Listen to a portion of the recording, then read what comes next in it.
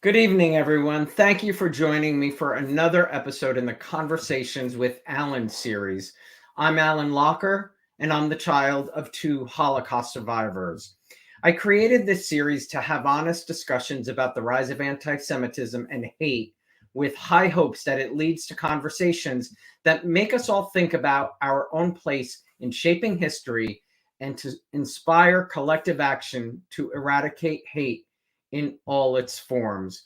My guest tonight is a remarkable woman and a Holocaust survivor herself. Dr. Aliza Erber's journey is nothing short of extraordinary. Forced into hiding in Holland during World War II, she endured unimaginable hardship as her family was forced into separate locations, including herself living in an underground bunker in the Dutch woods.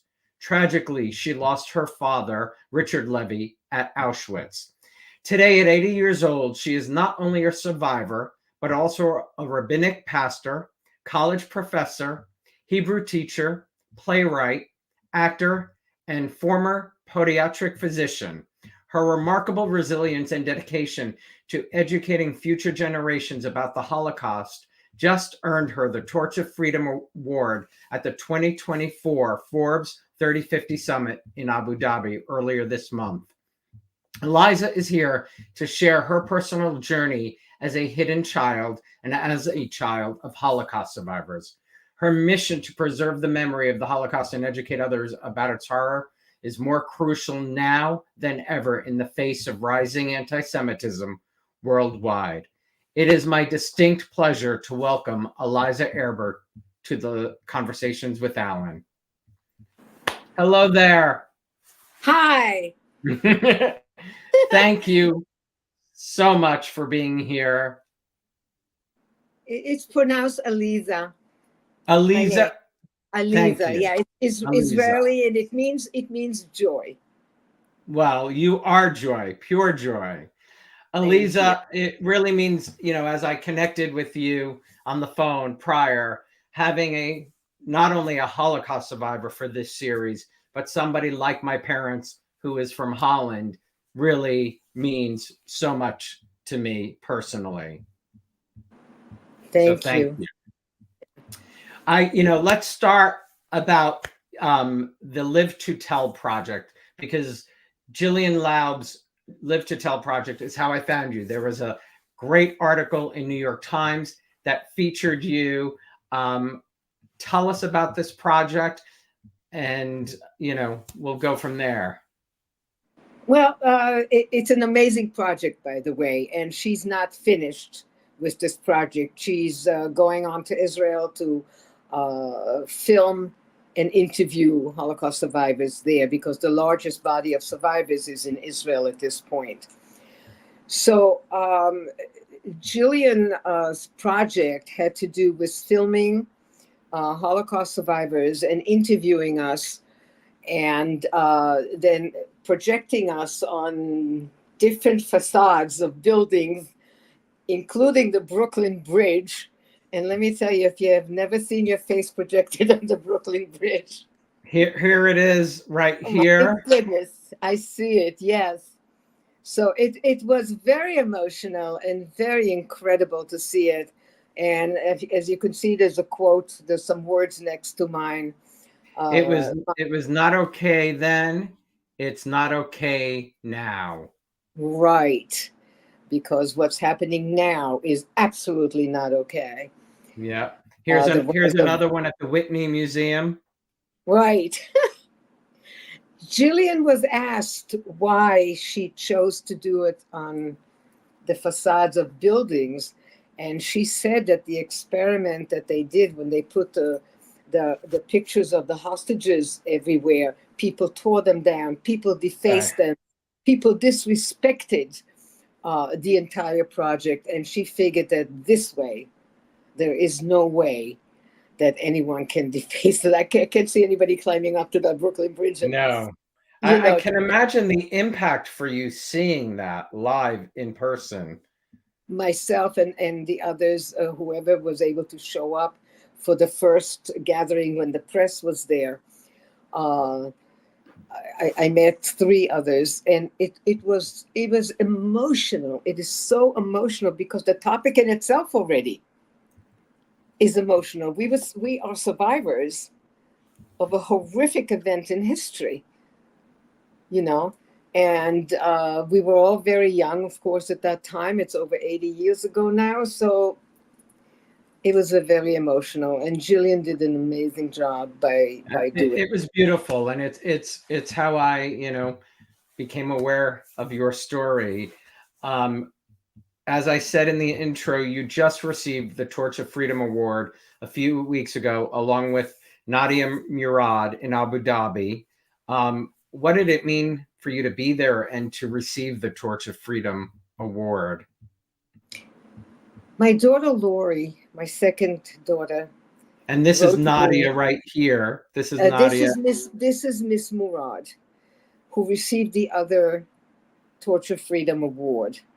A young woman who was for a year held by ISIS and tortured and raped, and just a horrible stuff going for her. And she wrote a book called Last Girl by Nadia Murad. And I'm hoping that people will buy it. It's on Amazon and read it. By the way, the foreword for her book is by oh my God, I'm having a bad senior moment. I can't see. Amal Clooney. Oh wow. The Amal Clooney. So it's a nicely written book. It's a well-written book. It's a tough book to read. But she wrote it, and she, more than anything, deserves to get the award. For me, as I started to say, Lori said to me, it feels like, for me, it was a validation. And she was right. That's the word that best describes what was going on emotionally when I received this award. Do you want me to tell you about my first 2 years in Holland? Because it connects with that. Yes. Or if you want to go in a different order, it's fine too. Yeah. Well, let's, your 81st birthday is April 2nd. You were born on April 2nd, 1943, at the height of World War II. And I've heard you say that your first day on Earth should have also been your last. Can you describe that and take us through those first 2 years? Yes. The difficulty was when I was born, Holland had already been under occupation, the Nazi occupation, for 3 years. So Jews were trying to find hiding places, struggling to maybe leave the country, but by that time it was already way more difficult to do that. Now, my mom, when she got pregnant with me, the other members of her family already had secured hiding places here and there.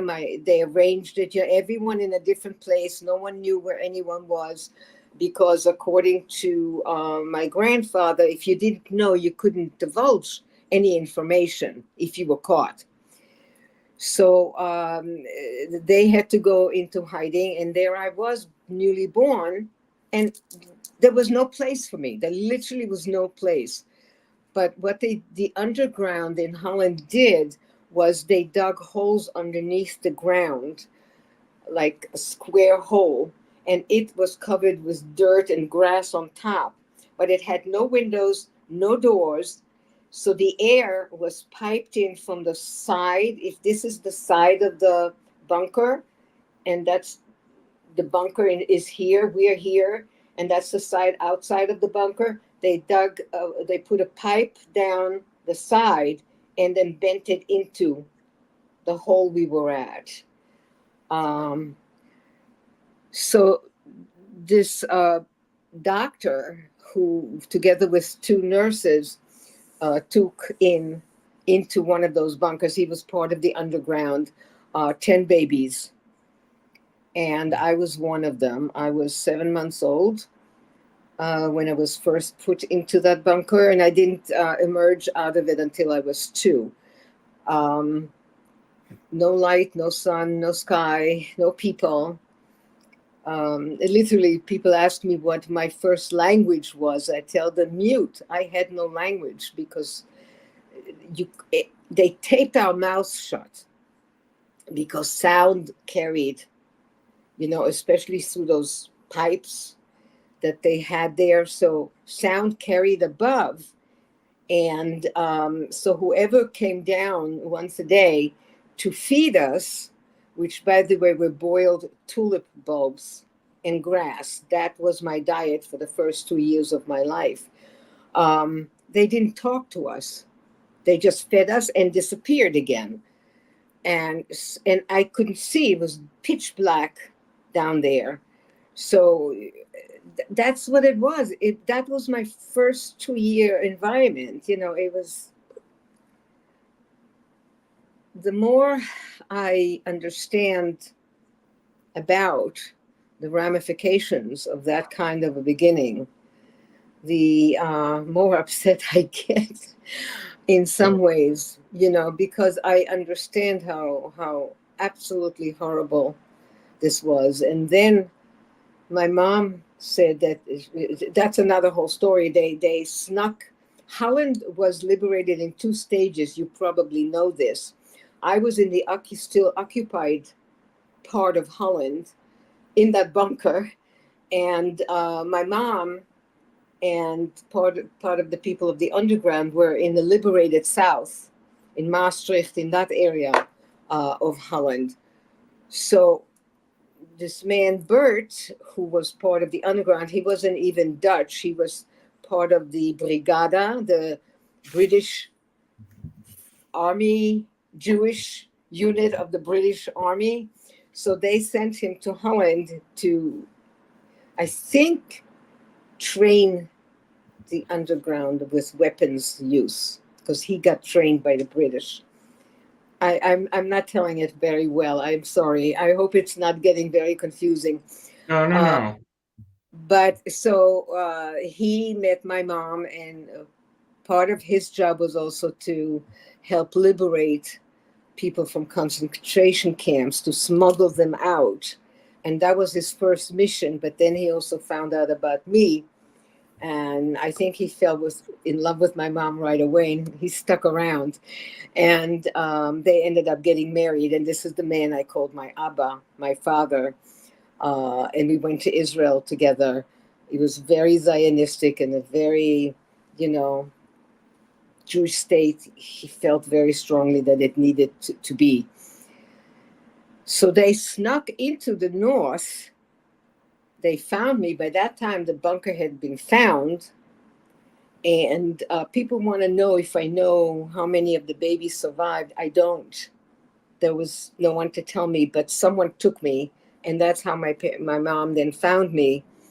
And they brought me to the south of Holland. And shortly after that, Bert, my stepfather, or I call him my father, my Abba, secured passage on an Exodus type ship to go to Israel. I was just shy of 3 years old then.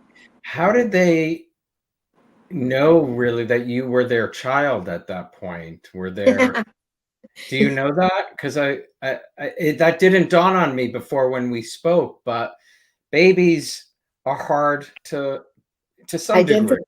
Yeah. Yeah. No, I still look a little bit like my baby pictures. So my mom had a couple of pictures of me when I was 6 and 7 months old. And then when she found me again at 2, I hadn't really changed that much. One of the things that people don't connect with necessarily is the fact that I didn't learn to crawl. I didn't learn to walk. I didn't learn to sit. We were prone that entire time. And as you said earlier, to speak. And I had no language. Yeah. I had no language. I mean, it's an interesting question about how many survived, because not only the difficulties of where you were, the fact that you are alive from just being fed on that, laying prone, not having, I mean, you are a testament to so much, because that type of start is a terrible start. But I'm here. I'm and you're here. telling your story. And I'm telling the story. One of the things they asked me in Abu Dhabi that I talked about in my talk was that who knew that hate can lead to concentration camps, that hate can lead to the murder of 12 million people, 6 of them being Jewish. Out of the 6 million, 1.5 were children. 1.5 million were children that were murdered. So I told everybody during my talk, I said, one of the ways to eradicate hate is possibly enroll in a dissection class of anatomy in a medical school. Because once you dissect the body, you realize they're exactly the same underneath the skin. There's no difference. We all have exactly the same stuff.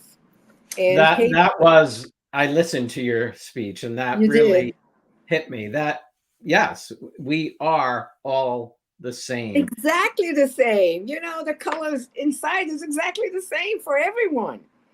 And yes. Dissecting all of us in a medical classroom, you see that we are all the same and we bleed the same color. Exactly. And hate is a human learned thing. Yeah, We're taught to do that. It And certainly you see is. some of those little kids when they're being taught to raise the guns and they're wearing the little bandanas around their heads, and that's teaching a child to hate. Correct. You, I don't like I get it. said, you turn 81 in April, and you continue to speak up and use your voice. What drives that for you? It's, I don't even know if I can describe it. It's so important to me to do that. It's possible that I was so invisible in the beginning of my life that now I need to be out there teaching people, educating people, telling people that you can't treat a human being like they don't exist. They do. We do. And I have over 20 people in that Holocaust group that we facilitate in New York. And mine is the only experience. Everyone's experience is tough. Everyone's being taken away from your family, being taken away from your parents, being put in an orphanage or being put in a nunnery, a convent. All of those are very, very hard. And what's even harder is that then all of a sudden your mother or your father or your aunt come back and want you. And who are you? You're a stranger. Especially if you had a good life with the people who took you. So it's to me, is if we teach our kids to enjoy their teddy bears rather than a gun, we succeed a lot. It's very important for me to talk. It's very important. I have a voice now. Well, I have a language. I have a voice. Grateful And that I write. you are using it. My play is about to become a film, so it's being filmed as right now. I'm hoping within 2 months it'll be done. My writing, I'm hoping to get it into Tablet magazine now and Lilith. So, and it's all because of all of what's happening, so it's a method of teaching as well, by writing and teaching. Mm-hmm. So it to me is very important because I worry about the Holocaust retreating into some obscure place in history. When there's a lot of people who try to deny it ever happened. my God, absolutely. Speaking of education, You say that it's just as important to talk about the horrors of the Holocaust as it is to talk about the heroism. Can you talk about both? Well, most people who have heard about the Holocaust, and I can't imagine there are people around that haven't, unless they're very young, already know about the concentration camps. The concentration camps were absolute horror, hell, absolute horror. I have nightmares about my own father and great-grandmother, who wasn't even Jewish, who was shoved into the gas chamber of Auschwitz at 85. At 85, why bother? But Right. okay, when I get upset, sometimes I go a little blank. So forgive me. Remind me what I was talking about. Talking about the horrors as well as the Right, heroism. right. So everybody knows more about the horror of it, but within the camps themselves, there was heroism. People helping other people, people's trying to heal other people, or holding them up during roll call, because if you fell down you got a bullet and that was it. See, that's heroism. Or I just read an account of 3 women who gave birth in concentration camp and managed to, with help, hide the babies who survived. The babies survived. All 3 babies survived and met, and that's a whole big story in itself. So that's heroism. Heroism also is for the people who went on to build a new life.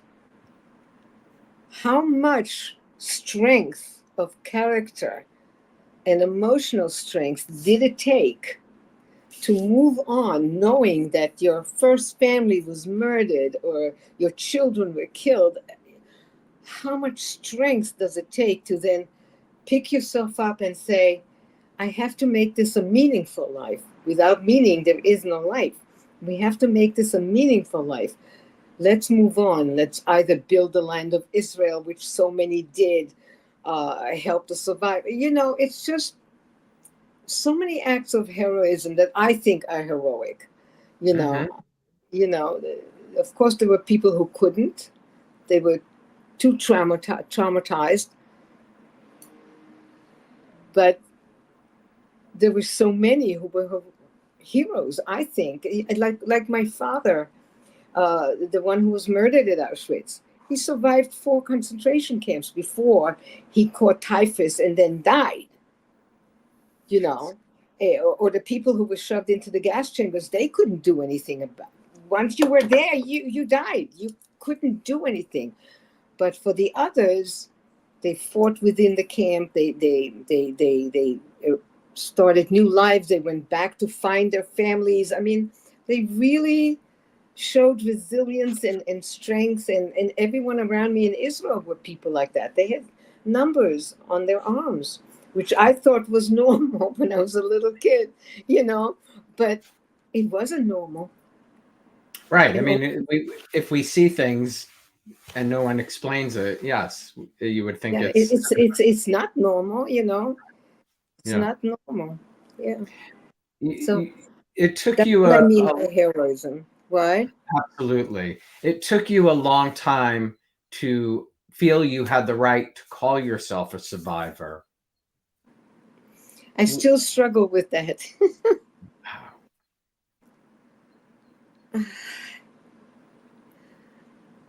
I lived in oblivion for a very long time about all of this. 15, if I'm not mistaken, right? What? You were 15 when you really learned?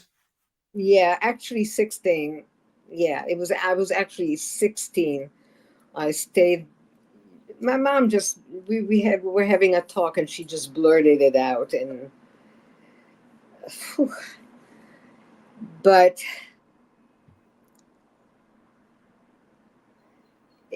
I like I said, I lived in oblivion. I didn't know. And then being hit literally straight between the eyes, saying, Bert's not your father.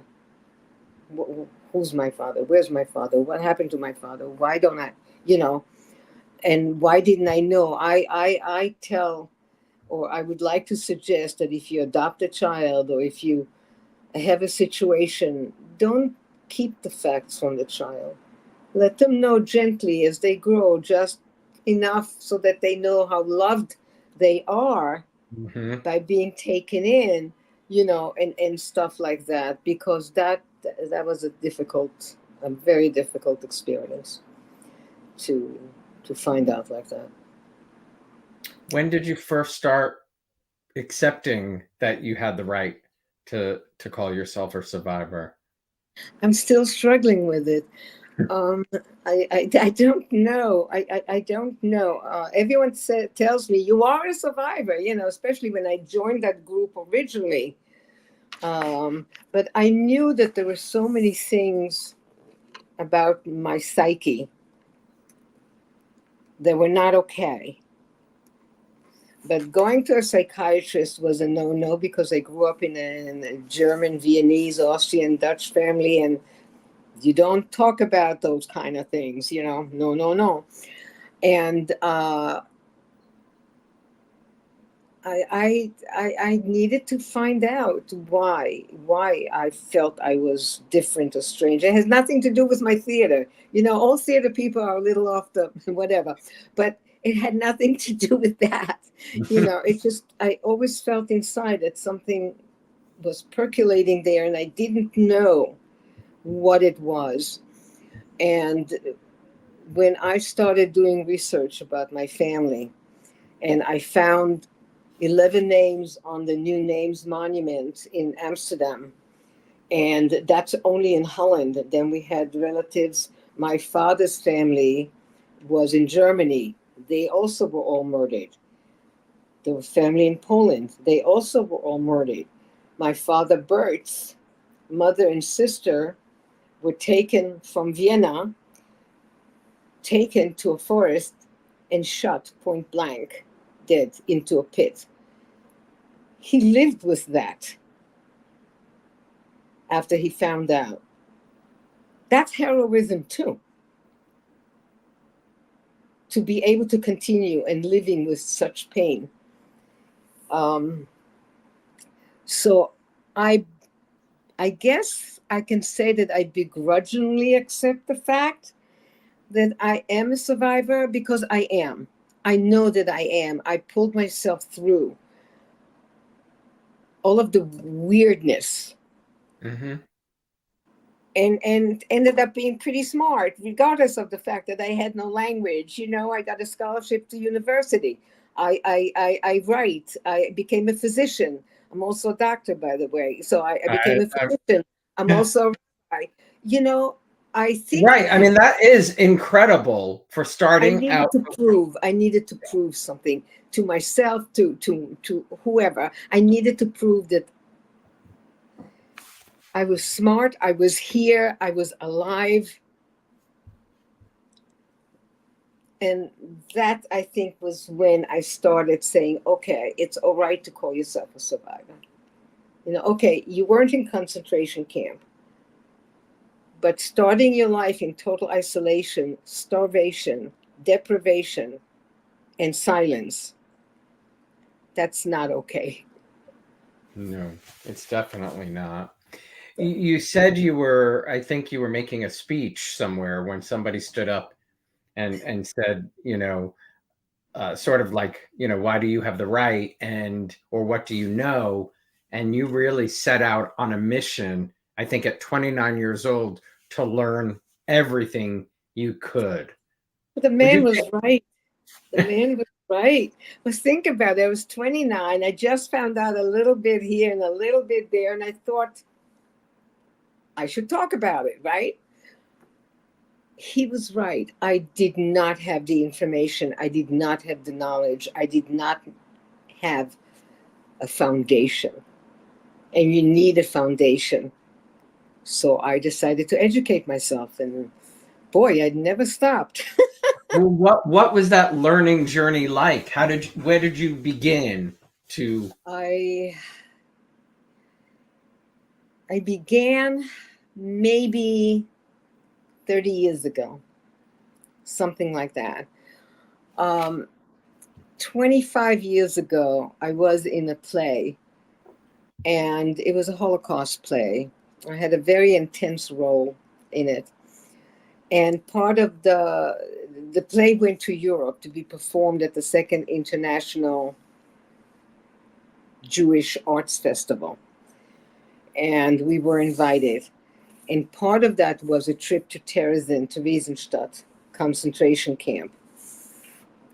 And something very weird happened to me when I was there.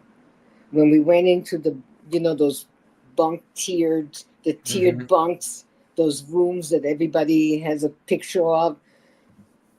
And I just knew that my father must have been there. I didn't know yet, but rooms that everybody has it from the web. Something's talking. I think my phone. I think Siri just was talking for no reason. So when I was there, I had just learned the Kaddish. It was before I became a rabbi, a rabbinic pastor. And everybody sort of left, but they didn't really. I just didn't see them. I was so emotionally overcome that I stood in the corner because they filmed me and I didn't know. I stood in the corner and I said Kaddish for my father, for Richard Levy.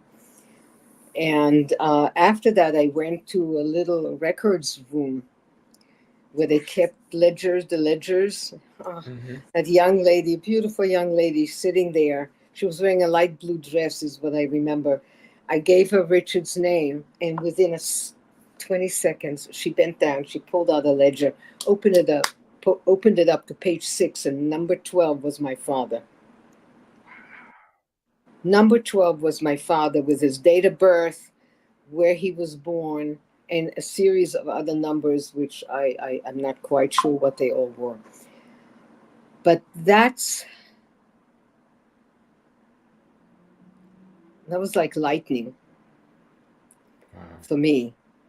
And when I came home, it took me a year and a half to write my play, which, by the way, went through transition because from a 7-character play, I turned it into a 1-woman play. And that's what's being filmed now. Yeah, I thought my director was absolutely nuts when she asked me to do that, But that's when things became really serious. And that's also when I decided to start speaking more seriously about it and to share what I learned, what I knew. I used to sit in front of the computer when I was writing my play. I used to scream at the computer and cry. It was so raw. You needed a place to express your emotions. Exactly. So thank goodness no one else was around, so I could scream as much as I wanted. But it was us. And also when I was in rabbinical school, I learned a lot. One of the motivation forces was to learn about hatred of the Jews. What is it? What is it? Why is it? I haven't found anything yet to tell me why we as a people should be so hated. Because if anything, we only put forth good in the world. Forefront in medicine and IT and all of that. We add to the world. We don't take away from the world. And I don't get it. I may never understand it. Maybe someone younger than I will figure it out. My grandson. But this is that's so for the past 25 years I've been very, very seriously studying. I have a gazillion books about the Holocaust, almost every book that's been written, including stories of just lay people who wrote their stories. And now I'm in the process of writing my own story. Aside from the play and aside from my talks, I'm also doing that. So we'll see. Yeah. Well, and that is really incredible that you're doing it, because that will live on when you are unable to continue speaking in person. That is your story and it needs to live on. You talk about your dad. I mean, he was at 3 concentration camps and died at Auschwitz 4, from typhus, and at Auschwitz he died of typhus. Yeah. and he was working for the resistance, right, and the Dutch underground. What do you know about his story? I mean, I know from my dad's story, the Dutch underground helped him reconnect with my grandparents. Well, Richard Levy, my biological father, did not survive, so I never met him. And my mom would not talk about any of it. She was silent. So she wouldn't talk. I mean, she when the Eichmann trials came on in the United States, and I wanted to watch them. That was before I knew very much. I was 15 years old, and she would go into hysterics. She said, I lived through it. I don't have to watch it again. I don't have to hear it again. So my dad, who did want, went somewhere else to watch the trials, and our TV was silent because she couldn't handle it. And I don't blame her. She went through an awful lot, and I haven't even talked about my mom. But she features very prominently in the play. So, and what she went through. She was 19 when I was born. So she was a kid, you know. But and separated from her child. Separated from her husband first, then her child. No, her husband first, and then I was born after he was taken already, and then her child, and literally taken away. She didn't want to separate from me, but they told her she had no choice, because if she held on to me, how would she survive with an infant? I mean, she had to run away and hide in a forest and hide in empty barns, and she had no food. And how would she survive with a week-old infant or whatever, you know? So they made her give me up. Very difficult, very difficult. How did you learn of your dad's work with the underground? Did somebody fill you in on that? Yes. Apparently, my grandfather in Holland survived, my opa, and his wife as well. She's my step grandmother, but she's my grandmother. She's my oma, and so he told me a little bit. Nobody really talked about it much. So a lot of it had to do with research. I did find out that Richard was caught while doing a mission for the underground. His job was to smuggle people away and bring them to safety. See, they had this whole network of finding out who was next scheduled to be deported or to be taken away. And his job was to get to those families and those children and those people and take them to the next place that will then take them further on, possibly over the border or whatever. And so that's what he was doing. And at one such time, he was caught. He was caught, and he never returned home. He was taken to Westerbork in Holland, which concentration camp. That's where my opa was. That's where I believe my opa died at Westerbork. That was the main concentration camp in Holland. There was one other one, but that was the main one in Holland. And it started out more or less as a transition camp because they held them there, and then from there they sent them to Dachau or to Bergen-Belsen or to Auschwitz. So that's what happened. My mom and my father actually got married at Theresienstadt. She got special permission to go visit him when they figured out eventually where he was. She got special permission, and the Nazi camp commandant married them. I don't know if it was legal, but he married them. But can you imagine?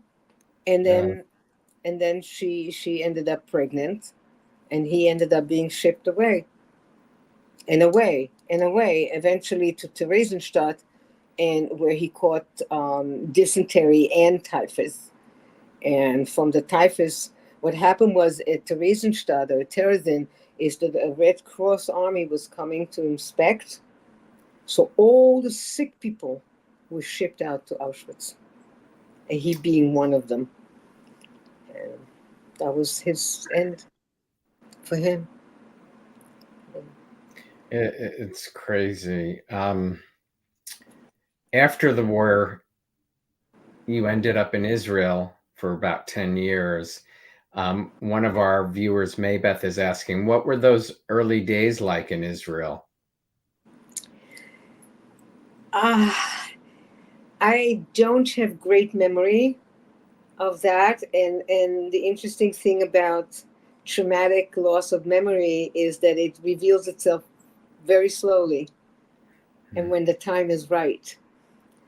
But I do have some. I remember Bert picking us up where the ship was, and his sister Hilda, who had survived, that sister had survived the war. She was in Israel already also. So the beginning was fine, but the problem, and I have a wonderful memory of that time, that we had a green grocer who would come down our dirt road. The streets weren't paved yet. Wow. That's how early it was. And in 46 or 47, and he would come with this flatbed wagon loaded with vegetables, and he'd always pick me up and put me on his flatbed and let me pick anything I wanted, which was usually a carrot for me. He was so nice. He was an Arab merchant. And then in 48, he disappeared. He just didn't come any longer. Wow. I love that you remember the cart, because my mother arrived to the place she was hidden on a cart, and she does remember that. She did remember that. Those flat carts. Yeah. Yeah. It's so interesting. And a donkey. Yeah, and you mentioned trauma.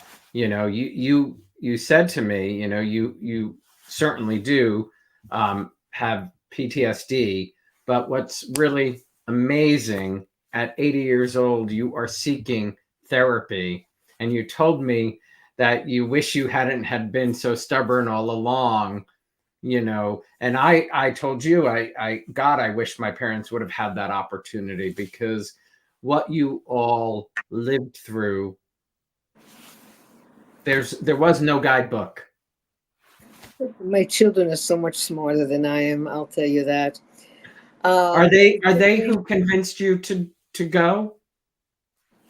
They recognized that mom had outbursts that were inappropriate to what was stimuli, and that's so part of traumatic stress disorder, and other things.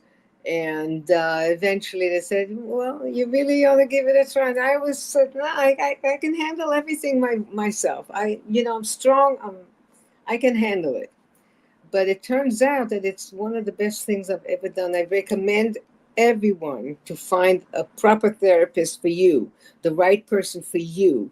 If you have any emotional difficulty or psychologically struggling with something, get help with it. There's no shame attached to it, and do it. And it's helping me tremendously. It's opening up it's peeling back layers for me. Tears are coming to my eyes, because the way you just described yourself and what your kids were seeing. My mother was very large in that way as well. Things, reaction to things that, Yeah, I know that symptom very well. I'm sad about it, because I know that the kids got the brunt of it. My kids got the brunt of my eruptions. On the other hand, I can't feel that. Yeah, I no longer do it. I no longer tell myself you're a bad girl, because I couldn't help it. It was not something, I didn't even know I was doing something inappropriate at the time, So my kids, my smart, beautiful children recognized, and they really are smart, but they also had a very different kind of beginning in life, you know. Well, they say we as second generation have that Exactly. trauma as well to some degree. To a large degree. I think to a large degree. I really, really do.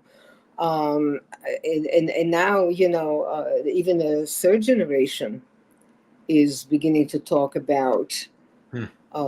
the trauma. And if you read the research, you're talking about the genetic component of trauma that can be passed on genetically. It alters your genetic makeup in certain ways. Severe trauma. And, you know, Wow. so I don't know how many generations we have to go down for that to retreat enough. I don't know. Speaking of your kids and knowing that your family didn't speak about it, when did you first start speaking about it to your three children? Do you remember? I don't think I specifically spoke to them first. I think I decided to speak to the world first. Wow. And I think that's how it came about. And of course, through my writing, I shared my writing with them. So they read tidbits, not the whole story necessarily, not the whole thing. Now they know. Now, obviously, they know because they've heard my talks and they've heard my sharings, and they've read my poetry, which deals with that as well. But I don't think I ever sat down with them specifically. You know, I think I'm a coward that way. I didn't want to.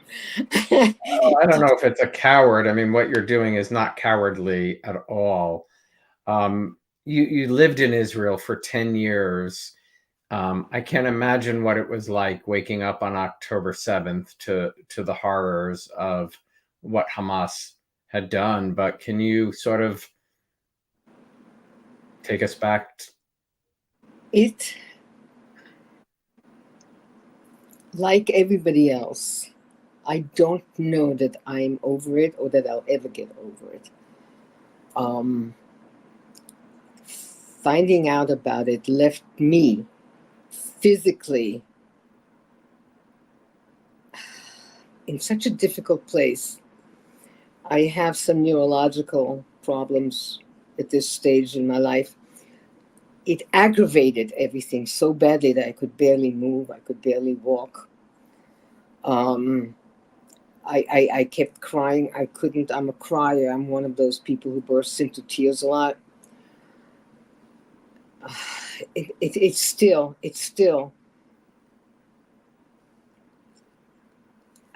That's why I say that all of those people who keep screaming ceasefire, ceasefire, ceasefire, they're seeing what is given to them to see By the media, yes.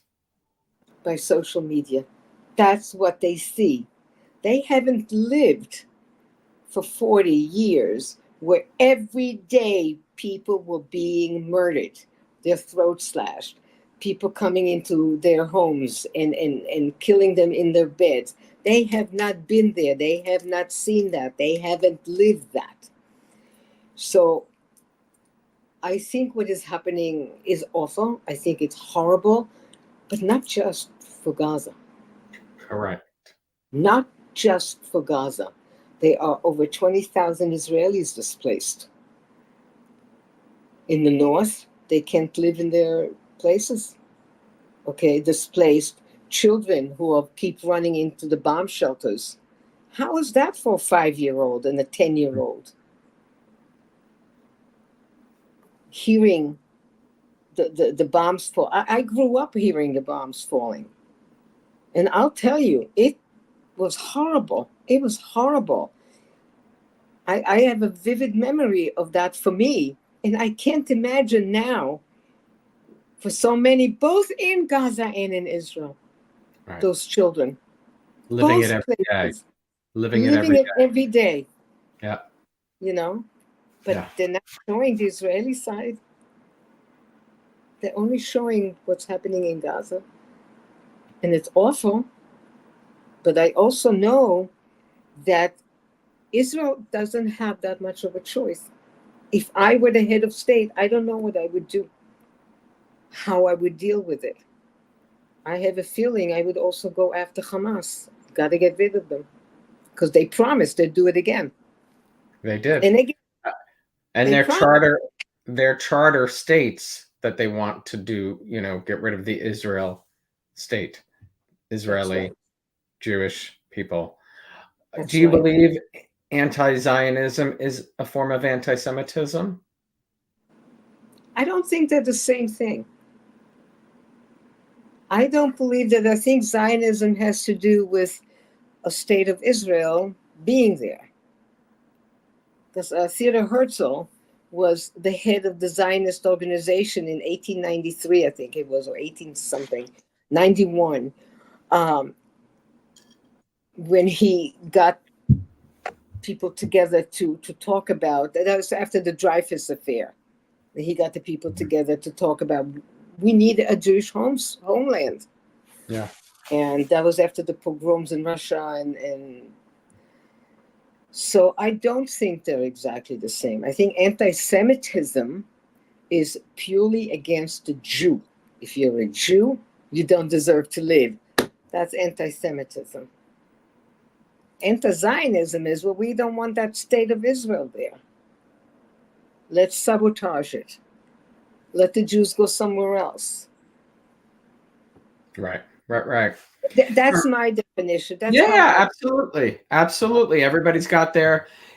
Earlier, you were talking about the group of survivors that you get together with, which is part of the Hidden Child Foundation. How did that come together? And you told me backstage it's a group of infant survivors like yourself, correct? Yeah, the woman who started it together with someone else who's still in the group, Carla, who's now in her upper 90s. Carla started the group. She's from Holland as well. She was older during the war, she and her husband. And when they came here, she's a psychotherapist and or social worker, I'm not quite sure. And she saw a terrible need for those who had no voice. I personally remember being told, oh, you were a baby, nothing, you're fine, you were a baby, you don't, and I swallowed that. Oh yeah, I wasn't in concert, I was fine, I'm fine. Not true at all. Babies get very traumatized, but they have no way of expressing it. There's no way to talk about it. There's no way to understand what is happening to you. And it stays with you. It stays for the rest of your life. I can vouch for that. Mm-hmm. Yeah, absolutely. Has Yeah, that group been helpful to you? Well, yeah. Carla started it, and then when she had to retire from it, she asked me to take over. I also do therapy and stuff like that. So I was sort of placed in an okay place for that. All of them carry trauma. All of them. Even the ones who were with foster families and treated well with the foster families. The ones that tell me that then their own family came and wanted to take them away from the only mother and father they knew. Very painful. And they were already older now after the war. So everyone in our group has suffered, and they come religiously. We meet once a month, and they come religiously. Now, as I said, we now just had a woman from Israel join us, from Israel. And we have people from Philadelphia. We have people from California, 2 sisters from California. It seems to be very important for everyone. For me, very important. I finally found a place where people understood. I could talk about this and they understood. And I was allowed to talk about it. I was encouraged to talk about it, which had never happened before. And I already had my children when I joined. I was already an adult, and I'm very dedicated to the group at this point. Yeah. Well, we are so lucky that you are using your voice to share your story. Aliza, truly, I am so grateful that we have met. I can't wait to see your movie. Thank you. Thank you so much for sharing this with us. So my pleasure. So much my pleasure to meet you, Alan. And I think what you're doing is so important as well. You are a voice for people to come, to listen, to hear, hopefully get motivated to be activists as well. It's important. It really is. There really is no place for hatred. There's just... And you're honoring your family. You're honoring your parents. And I speak to honor my family and all those people who showed their resilience and their strength, and the ones who died, and not just the Jews. I'm talking about the Roma, Sinti, and the 6 million others who died because of war. Well, I just got a message before doing this from the granddaughter who hid my mother away, because she is in Bunscho in Holland. And so she's asleep right now while we're doing this. And she sent me a message to send her the link so she could watch it in the morning. That's wonderful. I saw that episode when they visited you. Mm-hmm. So I watched it. It was very touching. Yeah. Very touching. Thank you, Thank Alan. you so much, Aliza. I hope to see you in person one day. Stay in touch. Let's make it happen. Okay. Be well. All right. Bye-bye. Bye. Thanks, everybody, for watching. As I always say at the end of conversations with Alan, as I leave you, remember, we all have choices to make in life. Speak up, do the hard thing, and let's all fight hate for good. I truly believe conversations like this can change the world around us. I hope you'll share these episodes with your friends and family. And until the next conversation, please stay safe.